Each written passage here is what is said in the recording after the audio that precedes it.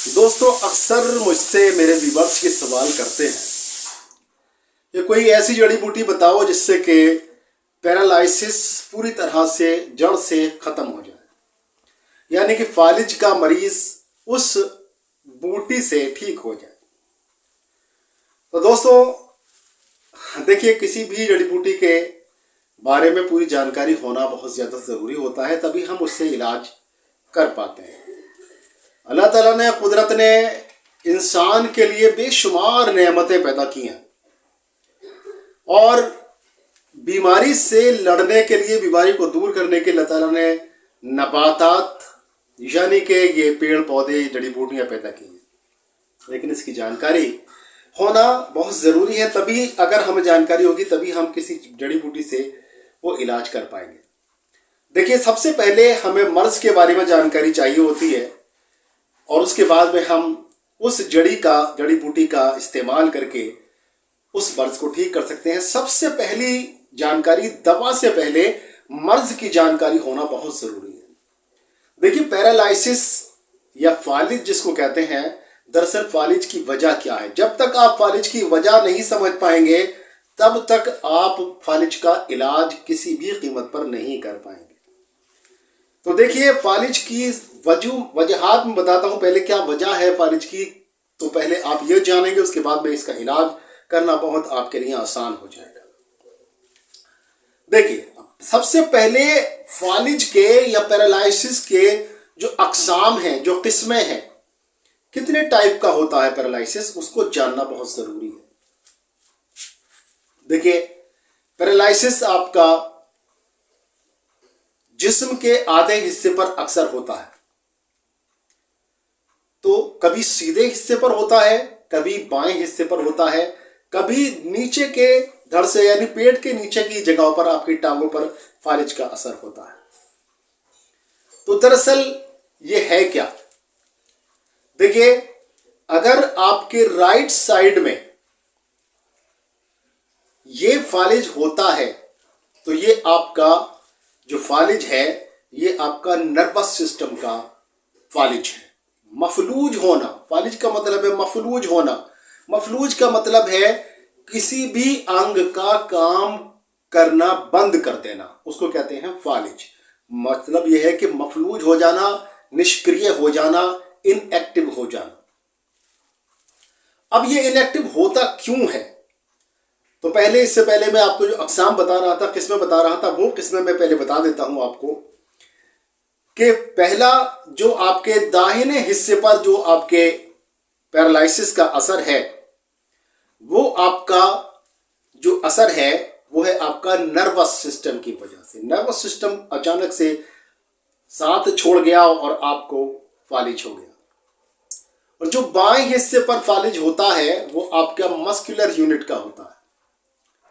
और जो आपके पेट से नीचे का जो फालिज है वो फालिज होता है आपका ग्लैंड सिस्टम से मुताल्लिक। अब होता क्या है आखिर, ये फालिज होता क्यों है? तो ये फालिज होता है आपका ब्रेन स्ट्रोक आने की वजह से, आपका बीपी बढ़ना, या किसी भी वजह से अगर ये ब्लड आपका ब्रेन के अंदर जम जाता है तब उसकी वजह से पैरालिसिस हो जाता है। अब कहाँ, देखिए, पूरे जिस्म को चलाने के लिए पूरा आपका मस्तिष्क जो है एक कंप्यूटर रूम की तरह काम करता है। सारे आदेश निर्देश जितने भी आपको बॉडी के चलाने के लिए होते हैं, सब का कंट्रोल आपके माइंड से, आपके दिमाग से होता है। आपकी अगर एक उंगली भी हिलती है तो उसके लिए भी आपका ब्रेन जिम्मेदार होता है। तब जिस्म का वो हिस्सा, आपके मस्तिष्क का, आपके ब्रेन का वो हिस्सा जो कि आपके मस्कुलर सिस्टम को चलाता है, अगर वो मफलूज हो जाता है, वहां पर अगर ब्लड का क्लॉट हो जाता है, खून जम जाता है, क्या होता है जब आपका ब्लड प्रेशर बहुत ज़्यादा बढ़ जाता है तब जो ब्रेन की जो नसें होती हैं वो पंक्चर हो जाती हैं। और उनके पंक्चर होने के बाद में जो ब्लड है वो वहीं रिस जाता है और जो नसें होती हैं आपके ब्रेन के अंदर, उसके आसपास इकट्ठा होकर उनकी क्रियाशीलता को, उनके काम को रोक देता है। उसको रुकने की वजह से वो जो संवेदनाएं हैं जो कि आपका ब्रेन आपके जिस्म को चलाता है, वो आपके उस मुताल्लिक अंग को नहीं मिल पाती हैं, इसलिए वो अंग आपका काम नहीं करता है। तो अब क्या है, जो आपके नर्वस सिस्टम को चलाने वाला ब्रेन का हिस्सा है, जब उस पर क्लॉट जम जाता है तो आपका सीधा हिस्सा काम करना बंद कर देता है। जब आपका मस्कुलर सिस्टम को चलाने वाला ब्रेन के हिस्से में क्लॉट आ गया है, वहां पर अगर क्लॉट है तो आपका मस्कुलर सिस्टम आपका मफलूज हो जाता है। और आपका ग्लैंड सिस्टम को चलाने वाला जब ब्रेन का हिस्से में एक क्लॉट जम जाता है, खून जम जाता है, तब वो काम करना बंद कर देता है, तब आपको नीचे का टांगों का पैरालिसिस हो जाता है। अब देखिए, पैरालिसिस 3 तरह का। तो आप ये कहेंगे कि उसकी एक दवा कैसे हो सकती है। जो भी लोग ये दावा करते हैं कि पैरालिसिस के लिए एक जड़ी बूटी या कोई एक फार्मूला कभी काम कर सकता है, तो ये बिल्कुल गलत है, झूठ है। 3 तरह का जो पैरालिसिस होता है, यानी आपके ब्रेन के अंदर 3 जगहों पर, अलग अलग मखसूस जगहों पर जब ब्रेन के अंदर ब्लड क्लॉट हो जाता है, उसको पिघलाने के लिए, क्लॉट को पिघलाने के लिए अलग अलग दवाइयों का इस्तेमाल किया जाता है। अलग अलग दवाइयों का इस्तेमाल किया जाता है।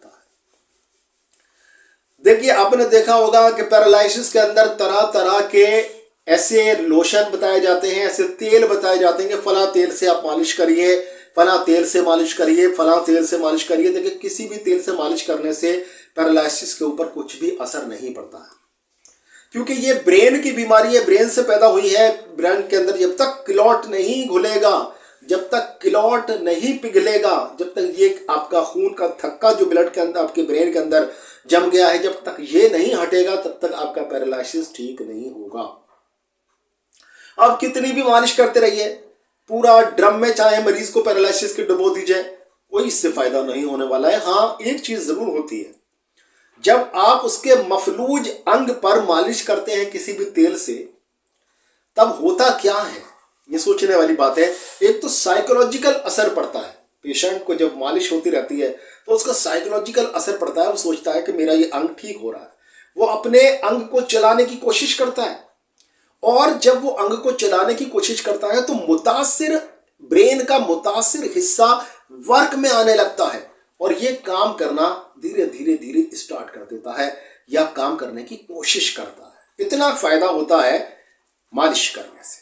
लेकिन सबसे पहले दिखाना, पेशेंट को ये नहीं बताना है कि आपके ब्रेन के अंदर क्लॉट जमा हुआ है और ऐसा हो जाएगा, ये मालिश करने से कोई फायदा नहीं है। अगर उसको ये बताएंगे तो फिर वो जो है नेगेटिविटी उसके अंदर आएगी, नकारात्मकता आएगी, और वो ठीक होने में बहुत टाइम लगा देगा। बताना यही है कि जो भी कुछ हो रहा है ये फायदे के लिए हो रहा है। लेकिन एक चीज आप बिल्कुल मुतमईन हो जाइए इस चीज पर कि जब पैरालिसिस 3 तरह का है, जब ब्लड आपका क्लॉट ब्रेन के अलग अलग हिस्सों में हुआ है, तब वो एक दवा से काम नहीं करेगा। कोई भी एक दवा, कोई भी एक जड़ी बूटी उसके लिए काम नहीं करेगी। उसके लिए फार्मूले तैयार किए जाते हैं। जिस भी राइट जो हैंड का, जो राइट तरफ का, जो सीधी तरफ का पैरालिसिस है, उसको ठीक करने के लिए आपका जो नर्वस सिस्टम है, उसको मजबूत करने के लिए और आपके ब्रेन के उस हिस्से को तकवियत देने के लिए, वहां से क्लॉट हटाने के लिए उस तरह की दवाओं की जरूरत पड़ती है। और जब आपके लेफ्ट हैंड पर होता है, तब कहां पर उसका क्लॉट होता है, उसको हटाने के लिए अलग तरह की मेडिसिन जरूरत होती है। और जब ग्लैंड सिस्टम मफलूज होता है, तब उसको ठीक करने के लिए अलग तरह की दवाई की जरूरत होती है। ऐसी कोई जड़ी बूटी नहीं होती जिससे कि आप उसको एक अकेली जड़ी बूटी को इस्तेमाल करें और पैरालिसिस ठीक हो जाए। कोई ऐसी जड़ी बूटी नहीं होती। अगर आपको कोई ये धोखा दे रहा है तो आप समझ जाइए कि ये सिर्फ धोखा है और इससे कुछ फायदा नहीं होने वाला है। अगर आप डॉक्टर हैं, आयुर्वेद में प्रैक्टिस करते हैं, यूनानी में प्रैक्टिस करते हैं, तो किसी भी ऐसी जड़ी बूटी को लेकर आप किसी मरीज को धोखा मत दीजिए। उसका कंप्लीट ट्रीटमेंट करिए। और देखिए, होता यह है कि जब पैरालिसिस का मरीज 24 घंटे के अंदर डॉक्टर के पास आ जाता है, आयुर्वेद के पास, होम्योपैथी के पास, किसी होम्योपैथ के पास, तब उसका ट्रीटमेंट बहुत जल्दी हो जाता है और 6 से 7 दिन के अंदर वो पेशेंट ठीक हो जाता है। मगर जब अक्सर होता क्या है, जब पैरालिसिस का अटैक होता है तो सबसे पहले तो घर में ही इतना टाइम लगा दिया जाता है कि क्या हुआ इनको, क्या हुआ इनको, और आसपास के लोग और पड़ोसी और रिश्तेदार सब आके घेर लेते हैं पेशेंट को। फिर कोई उनमें से कहता है भैया इसको हॉस्पिटल ले जाओ, इसको डॉक्टर को दिखाओ, तो पास पड़ोस का जो डॉक्टर होता है उसको बुला लिया जाता है। फिर वो टाइम ख़राब करता है। उसके बाद में आप जाते कहाँ हैं, आप वहाँ जाते हैं जो बड़े बड़े हॉस्पिटल्स होते हैं और आपको आईसीयू में एडमिट कर लिया जाता है। आईसीयू में एडमिट करने के बाद में फिर वो जो ट्रीटमेंट होता है भाई, वो ट्रीटमेंट ही होता है, आप जानते हैं क्या होता है। उसके बाद में आप मुस्तकिल मरीज बन जाते हैं सालों के लिए। और फिर हमारे पास अक्सर, हकीकत मानिए, हमारे पास में जो पेशेंट आते हैं वो पैरालिसिस के बिगड़े हुए पेशेंट ही आते हैं। किसी भी आयुर्वेद के पास, किसी भी आयुर्वेदाचार्य के पास में, किसी भी वैद्य के पास में, हकीम के पास में, जब पेशेंट केस बिगड़ जाते हैं तभी वो केस आते हैं कि भैया सब जगह से हिम्मत हार गए, अब जाके इन हकीम साहब को, इन वैद्य जी को दिखा दो। फिर उनसे पूछते हैं कि कितना टाइम लगेगा, कितना टाइम लगेगा। तो भाई देखिए, आपने तो पेशेंट को पहले ही बिगाड़ लिया। साल भर से आप ज़्यादा मेडिसिन वहाँ खा चुके हैं, उसके बाद में आप कुछ नहीं हुआ, लेकिन यहाँ से आप टाइम पट्टा लिखवा रहे हैं, आप एग्रीमेंट लिखवा रहे हैं कि भैया इतने दिन में हो जाएगा या नहीं हो जाएगा। तो देखिए, आप इस बात को समझ लीजिए पहले ये चीज़ कि इसका कोई भी एक ट्रीटमेंट नहीं होता है, अलग अलग पूरे नुस्खे तैयार किए जाते हैं। उसमें एक एक नुस्खे के अंदर कई सारी जड़ी बूटियों का समावेश किया जाता है और उसके बाद में पैरालिसिस का इलाज किया जाता है। और बहुत जल्दी से ये पेशेंट ठीक नहीं होते हैं। इनके लिए जो पेशेंट रिकवर कर चुके हैं उनको भी 2 से 3 महीने का टाइम लगता है। और जो पेशेंट एक्यूट पेशेंट है, जो बिगड़ चुके हैं लेकिन अभी उन्होंने रिकवरी हासिल नहीं की है, तो ऐसे पेशेंट के लिए 6 महीने और 1 साल तक का भी वक्त लगता है। लेकिन ज़रूरत इस बात की है कि इलाज कराया जाए ना। अगर ऐसा हो गया कि आपके जिस्म का, आपके ब्रेन का वो हिस्सा पूरी तरह से मफलूज हो जाए, पूरी तरह से जकड़ ही जाए, फिर कोई ट्रीटमेंट नहीं होता, फिर पेशेंट हमेशा के लिए बिस्तर पर पड़ा रहता। तो देखिए, हर इलाज के लिए डॉक्टर को चाहिए, एक हकीम को, एक वैद्य को चाहिए कि पूरी समझदारी से काम करे, किसी के बहकावे में ना आए कि फलां बूटी से, फलां जड़ी बूटी से ऐसा कुछ हो जाएगा। ऐसा कुछ नहीं होता है, बल्कि कंप्लीट स्टडी और कंप्लीट ध्यान लगाने की ज़रूरत होती है। पेशेंट को पूरा मर्ज़ को जानने की कोशिश करिए, मर्ज़ को समझने की कोशिश करिए, उसके बाद सही दवाओं का चुनाव करिए और उसके बाद में मरीज़ को दवाई देना शुरू करिए। धोखा मत दीजिए किसी को भी, क्योंकि इस हालात में, जो देश के हालात जो हैं, गरीबी, गुर्बत है और लोग परेशान हैं, उस हालत में आप किसी की भी मजबूरी का फ़ायदा मत उठाइए। इलाज करिए और इलाज से लोगों को फ़ायदा पहुंचाइए। और ये जो हकीम, वैद्य और डॉक्टर का जो पेशा है, ये पेशा नहीं बल्कि ये इबादत है। इसको इबादत के तरीके से करें और किसी भी को भी धोखा ना दें। इसी नेक विचार के साथ में आज आपसे आपका भाई विदा लेता है। इंशाल्लाह फिर मिलेंगे किसी बीमारी का बहुत ही अच्छा सा इलाज लेकर। तब तक के लिए अपने भाई डॉक्टर शेरवानी को इजाज़त दें। अस्सलाम वालेकुम।